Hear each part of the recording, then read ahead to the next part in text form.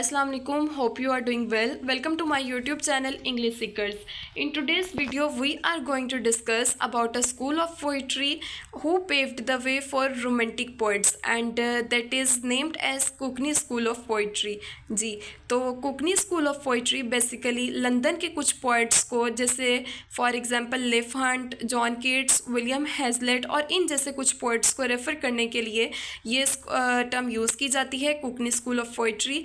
And the most important thing about that school कि ये जो टर्म थी सबसे पहले कोइन की थी एक स्कॉटिश राइटर और क्रिटिक ने, जॉन गिब्सन लॉकहार्ट ने ब्लैकवुड मैगज़ीन में ये टर्म सबसे पहले कोइन की थी.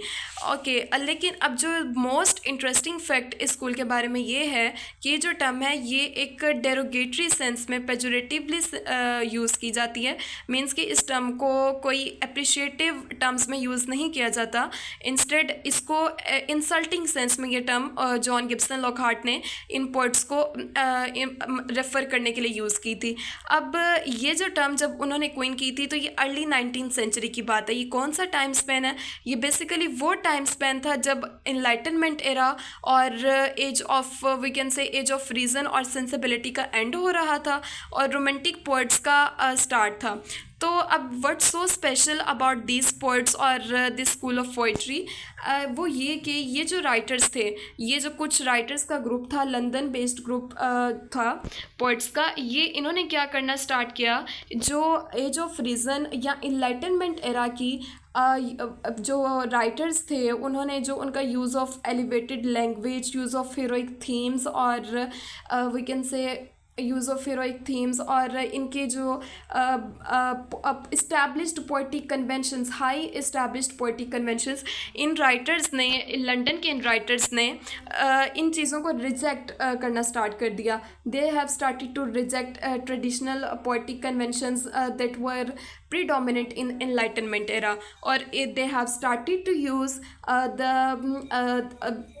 language of common men, and they have started to write about the problems and issues of common men. and और ये क्या किया था, जो इनके थीम्स जो इनकी पोइट्री में आते थे, इनके वर्क्स में आते थे, वो कॉमन मैन की लाइफ से ही ड्रॉन किए जाते थे. और इनकी जो पोइट्री थी वो ये इन्होंने अपनी पोइट्री कोलुकियल लैंग्वेज में लिखना स्टार्ट कर दी थी. पहले क्या होता था कि अगर हम अलेक्जेंडर पोप की पोइट्री को देखें, जॉन डन की पोइट्री को देखें, या सैमुअल जॉनसन या उनके साथ जॉन ड्राइडन और जो कुछ ऐसे राइटर्स थे उनकी पोइट्री को देखें, तो हमें देखते हैं कि उनमें उन्होंने कितना एलिवेटेड लैंग्वेज यूज़ की हुई है. लेकिन अब क्या हुआ कि एक शिफ्ट आ गई. इन राइटर्स ने उन चीज़ों को रिजेक्ट किया और इन्होंने कोलुकियल लैंग्वेज यूज़ करना स्टार्ट कर दी. जैसे कि अब कोलुकियल लैंग्वेज क्या होता है? Colloquial language mean our everyday language. इन्होंने कॉमन मैन की उसमें पोइट्री को राइट करना स्टार्ट कर दिया. और इनके जो थीम्स थे वो भी बहुत हीरोइक थीम्स नहीं थे. अगर रेप ऑफ द लॉक में देखें या पैराडाइज लॉस्ट में जॉन मिल्टन को देखें तो वो थीम्स एक आम इंसान की, कॉमन मैन की जो लाइफ है वहाँ से लिए जाते थे. और एक मोस्ट इम्पॉर्टेंट थिंग जो ये थी कि इन्होंने मोनार्की को छोड़ के, और वी कैन से कि जो मतलब उस टाइम पे वो जो एक चला आ रहा था कि मोनार्की और किंग का रूल, उन चीज़ों को छोड़ के इन्होंने लिबरल पॉलिटिक्स को सपोर्ट करना स्टार्ट कर दिए थे इन राइटर्स ने. फॉर एग्जांपल हम रोमांटिक एरा में भी इसकी एग्जांपल देखते हैं. जैसे फ्रेंच रेवोल्यूशन आया तो फ्रेंच रेवोल्यूशन में वर्ड्सवर्थ और ये बाकी सब राइटर्स ने उनको इसलिए उसको सपोर्ट किया because of the liberal politics, liberal views. तो और एक और चीज़ जो ये थी कि वो ये जो राइटर्स थे इनके अंदर एक डिज़ायर थी सोशल चेंज के लिए. ये इन्होंने क्योंकि शिफ्ट कर दिया था तो ये कॉमन मैन को डिस्कस करना चाह रहे थे. ये कॉमन मैन के लिए इक्वलिटी, लिबर्टी चाह रहे थे. तो वो क्या था कि वो जो कॉमन मैन था, वो जो अंडर रूल था मोनार्क्स के, वो एकदम शिफ्ट आ गई और वो चाह रहे थे कि कॉमन मैन को भी डिस्कस किया जाए.